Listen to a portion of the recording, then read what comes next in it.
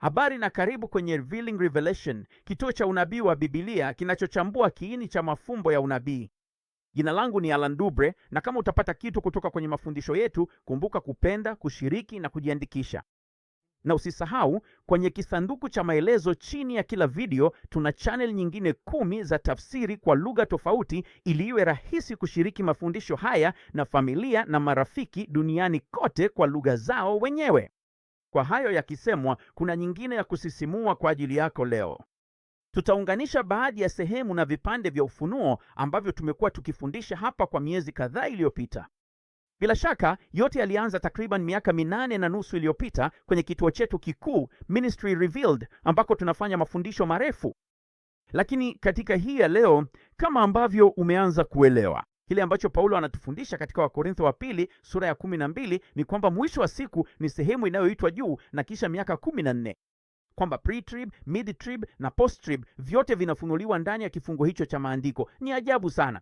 Lakini ili kuelewa hilo, pia umejifunza kwamba injili za sinoptiki za Mathayo, Marko na Luka hazihusu tu Mathayo katika mwisho wa siku, bali ni kwamba zinahusu zaidi. Wa mwisho watakuwa wa kwanza watakuwa wa mwisho. Mathayo, Marko na Luka inakuwa Luka, Marko na Mathayo. Na hili limefunuliwa kwako kupitia tofauti zilizopo ndani ya ufunuo wa michezo yetu. Yote yanahusu unabii na ni ya kushangaza kabisa kadri unavyozidi kuchimba ndani yake. Unaweza kutazama mafundisho ya awali hapa kwenye huduma hii.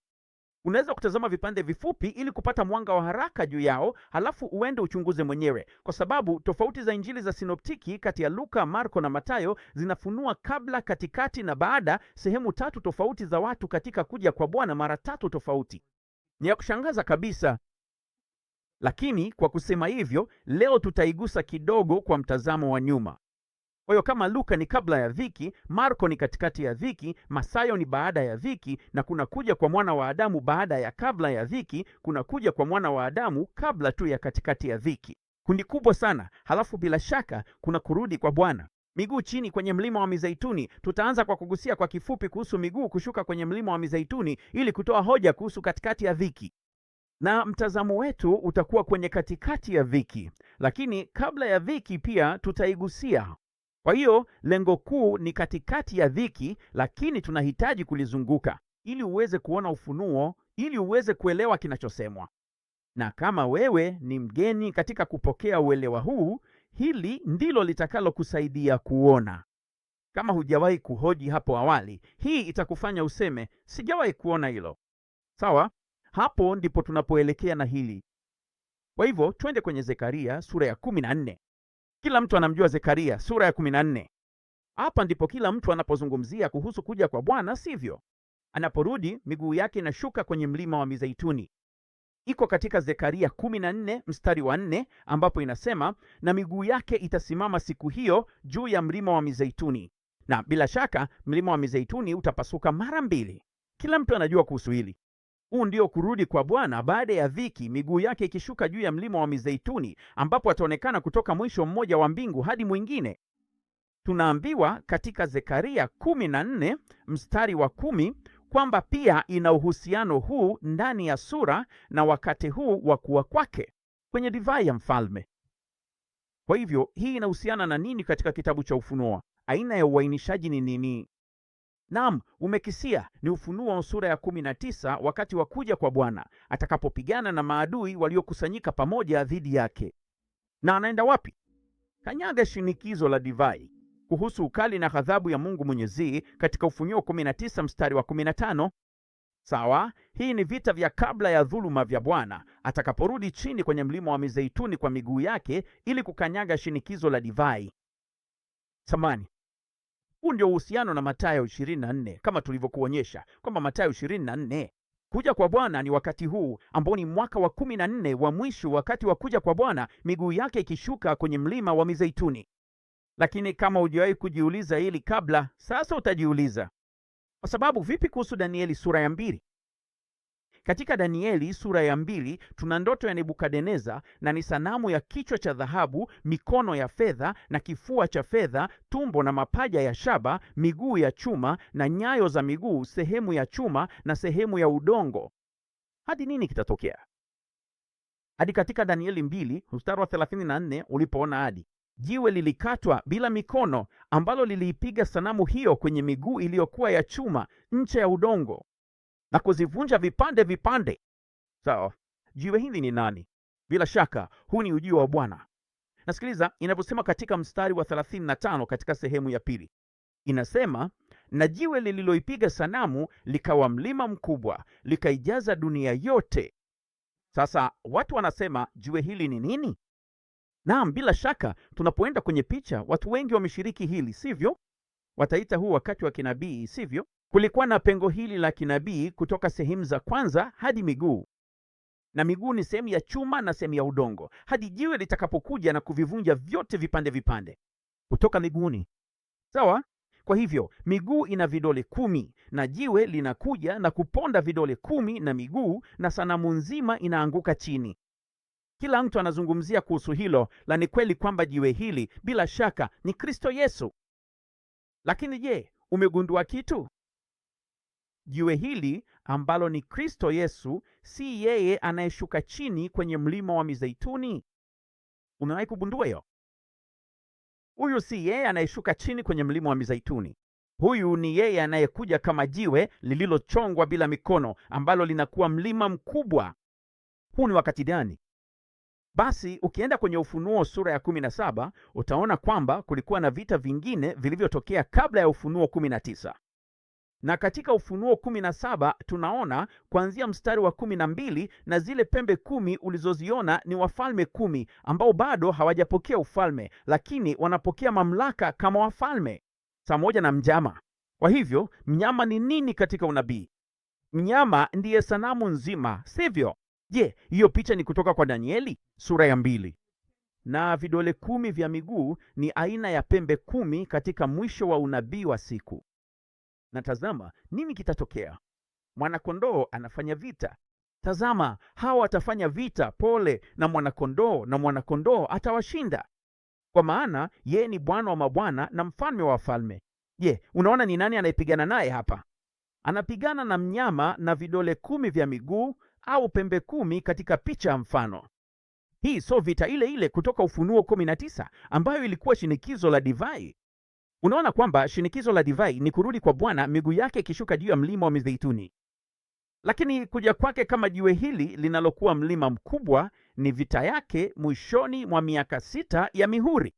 Hii ni wakati anakuja mwishoni mwa mwaka wa 6 wa mihuri, na anashinda mnyama na pembe 10. Ndiyo maana katika Ufunuo sura ya 6 unaona mwishoni mwa muhuri wa 6 ambao ni mwisho wa mwaka wa 6 wa mihuri. Dunia nzima, kila mtu, tajiri, maskini, huru, mtumwa, wote wanapaniki na kusema, tuficheni, milima na miamba tuangukieni na tuficheni, kutoka kwa uso wa yeye aketie juu ya kiti cha enzi, na kutoka kwa ghadhabu ya mwanakondoo wake, kwa maana sikukuu ya ghadhabu yake imekuja, na ni nani atakayeweza kusimama? Hii ndiyo vita vya Ufunuo sura ya 17, wakati anakuja na mlima uliokatwa bila mikono. Ndiyo maana wanapaniki, kwa sababu wanaona kitu kikubwa kama mlima kinachoshuka kutoka juu. Hicho ndicho kitakachoharibu katika vita yule mnyama na pembe 10, wafalme 10 walio pamoja nao. Hiki ndicho tumekuonyesha katika mafundisho yaliyopita, katika mafundisho ya Marko kuhusu kuja kwa mwana wa Adamu. Katika mafundisho ya Marko sura ya 13 mstari wa 26, huu ndio ujio wa mwana wa Adamu katika mawingu, wingi. Unaona, katika Luka inasema katika wingu. Katika Mathayo inasema juu ya mawingu, au kama unatumia King James inasema katika mawingu, lakini Concordancia Strong ndio neno linalosema juu. Hapa ndipo Bwana atakapokuja katika mawingu pamoja na mlima Sayuni wa mbinguni. Anakuja na paradiso. Anakuja kuangamiza maadui, lakini anakuja na paradiso. Unaona, katika Wakorintho wa pili sura ya 12 kuna kundi la kwanza zaidi ya miaka 14 iliyopita, wale walio ndani ya Kristo, waliojazwa na Roho. Wao ni kama kunyakuliwa na wanaenda mbinguni ya 3. Kundi la pili, ambalo ni lile la kunyakuliwa kwa umati mkubwa katikati ya dhiki, wao watamuona mwana wa Adamu. Watamuona akija na mlima Sayuni wa mbinguni, huu mlima uliokatwa bila mkono. Na watakuwa wapi? Watanyakuliwa. Huu ndio unyakuo, na wataenda paradiso, ambayo ni mahali Bwana anapotoka, ambapo ulimwengu mzima utaona. Atawaangamiza maadui, halafu atawakusanya katika ule umati mkubwa wa katikati ya dhiki.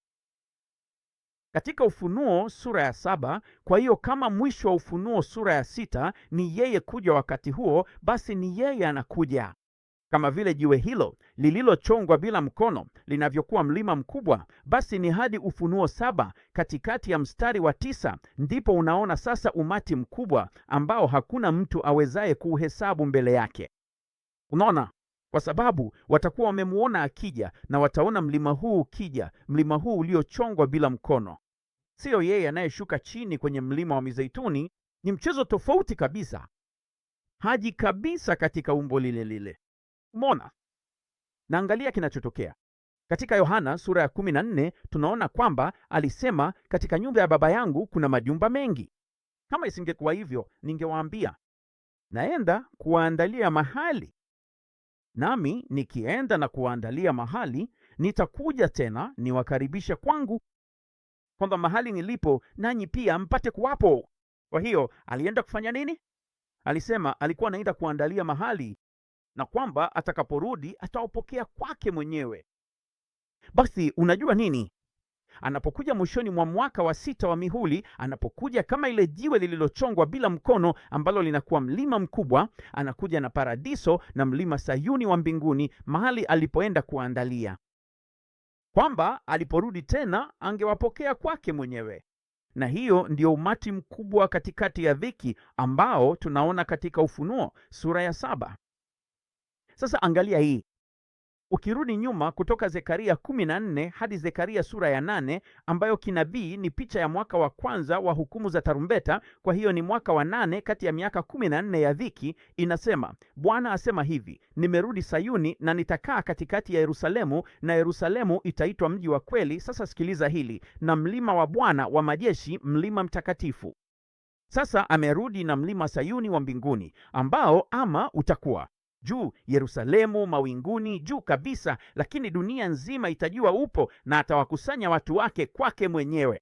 Hivyo basi, si tu ule umati mkubwa wa katikati ya dhiki, bali atawakusanya pia nyumba ya kweli ya Israeli, nyumba ya asili ya Israeli na nyumba ya Yuda, na sasa watakuwepo kuanza mchakato wa kujenga upya kila kitu kilichoharibiwa wakati wa mihuri, ikiwemo kujengwa upya kwa hekalu. Sasa angalia hii. Katika 2 Esdras, hili litakushangaza sana. Katika 2 Esdras, kitabu cha Apokrifa sura ya 13, kuanzia mstari wa 29 inasema, tazama, siku zinakuja ambapo aliye juu zaidi atawakomboa wale walioko duniani. Hii ni kabla ya dhiki, na mshangao mkubwa utawashukia wale wanaoishi duniani. Unajua kwa nini?